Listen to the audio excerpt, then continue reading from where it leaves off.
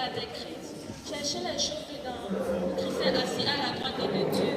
Affectionnez-vous aux choses d'en haut et non à celles qui sont sur la terre, car vous êtes morts et votre vie est cachée avec Christ en Dieu.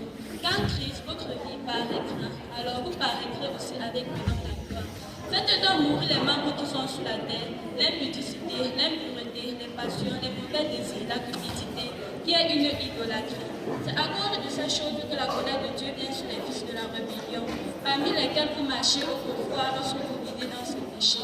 Mais maintenant, renoncez à toutes ces choses, à la colère, à l'animosité, à la méchanceté, à la calomnie, aux paroles déshonnêtes qui pourraient sortir de votre bouche. Ne mentez pas les uns les autres, tout le temps dépouillé du vieil homme et de ses œuvres, et ayant revêtu l'homme nouveau, qui se renouvelle dans la connaissance selon l'image de celui qui l'a créé.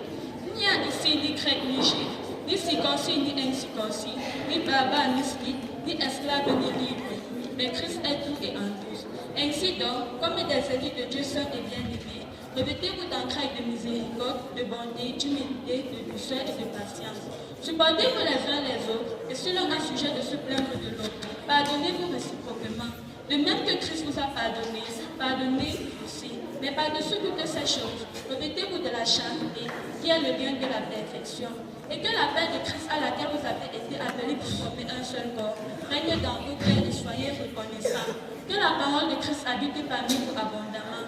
Instruisez-vous et exhortez-vous les uns les autres en toute sagesse, pas des sommes, pas des hymnes, pas des cantiques spirituels, chantant à Dieu dans vos cœurs sur l'inspiration de la grâce.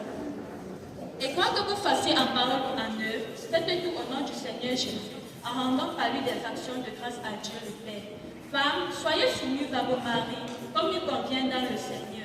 Marie, aimez vos femmes et ne vous épuisez point contre elles. Enfants, obéissez en toutes choses à vos parents, car cela est agréable dans le Seigneur. Père, n'irritez pas vos enfants, de peur qu'ils ne se découragent. Serviteurs, obéissez en toutes choses à vos maîtres, non pas seulement sous la chair. Obéissez en toutes choses à vos maîtres selon la chair, non pas seulement sous leurs yeux, comme pour plaire aux hommes, mais avec simplicité de cœur dans la crainte de l'Éternel. Tout ce que vous faites, faites-le de bon cœur, comme pour le Seigneur et non pour les hommes, sachant que vous recevrez l'héritage pour récompenser.